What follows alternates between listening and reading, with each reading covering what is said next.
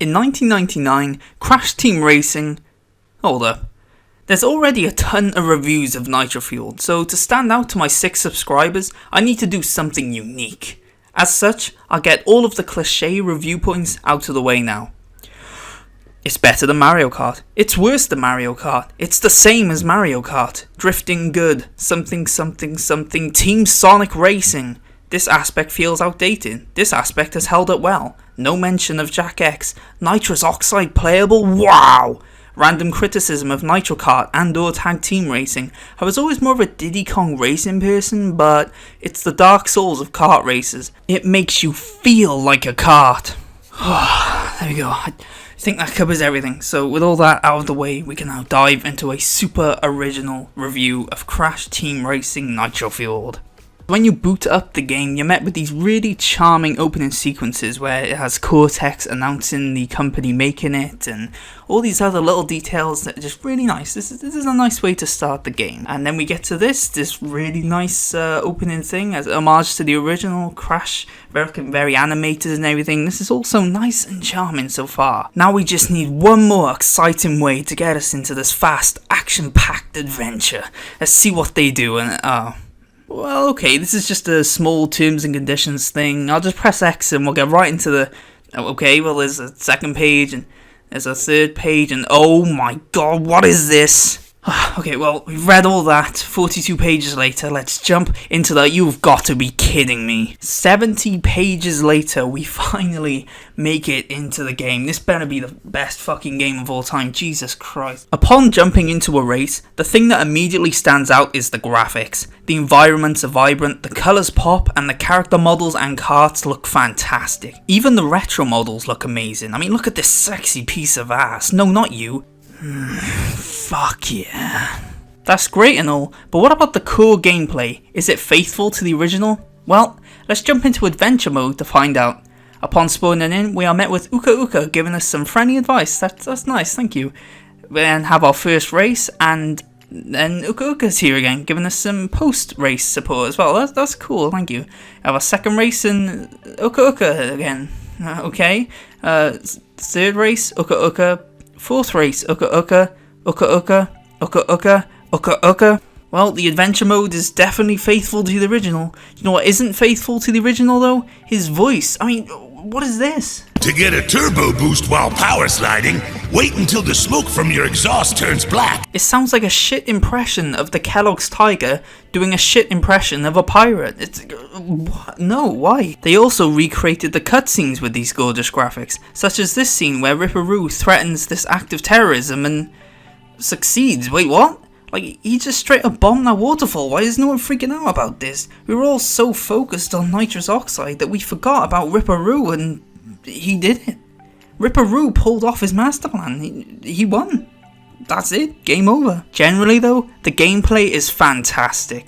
The levels are perfectly recreated and the amount of extra content they stuffed into this remake is incredible. I mean, they even included all of Nitro Kart's tracks, races and karts. No one, absolutely no one, expected them to do this, and if they only included team racing, it still would have done just as well. So for them to go all out in these areas is awesome, and showing of how much effort went into this. They'll even be adding tag team racing content in the future, which, as the only man in the known universe who liked that game, is something I'm very appreciative of. All of the level design and mechanics hold up to perfection, and Nitro Fueled's remake of the game's physics is...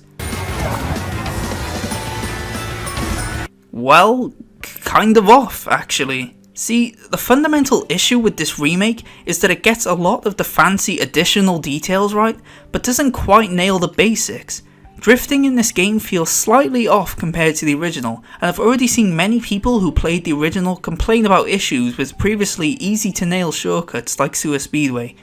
I'd include gameplay here, but I'm too shit to do it, so here's Engine as a ballerina instead.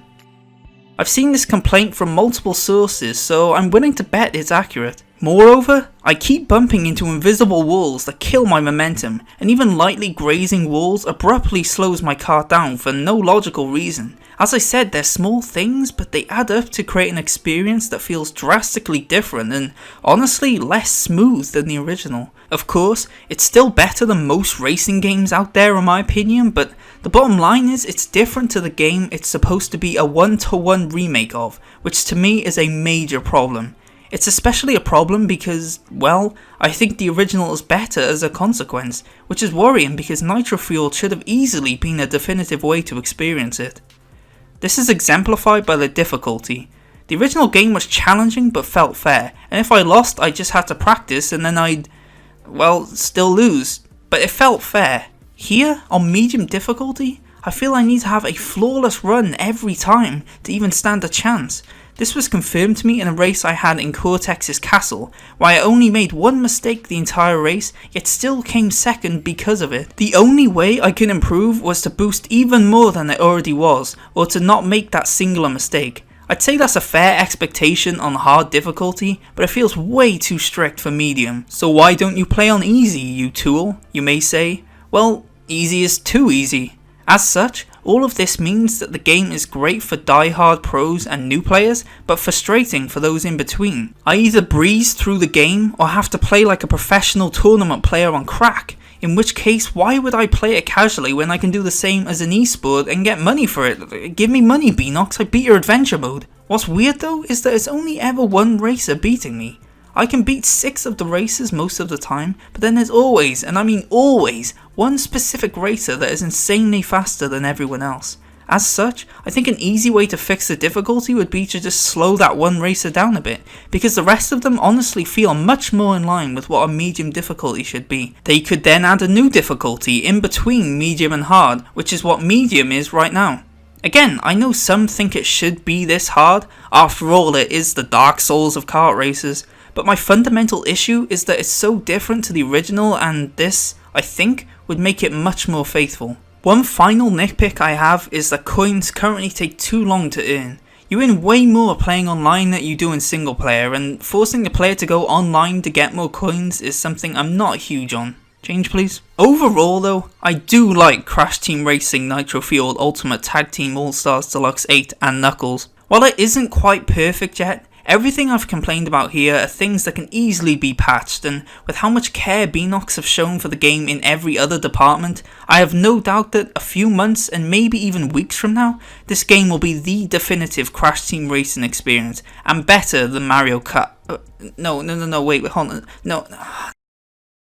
We have it. So I know overall I probably seemed a bit too negative on the game, but as I said, generally I did really enjoy it, and I think once they iron out these little kinks, it will be absolutely fantastic. But tell me what you guys think anyway. Do you agree with my verdict? Do you think it's absolutely fantastic? Do you think they completely missed the mark? Like, let me know your thoughts on the game, the remasters, as well as, just your thoughts on this video too. What can I improve? What did you like? That kind of thing. And of course, like and subscribe to help support the channel, if you enjoyed it, of course.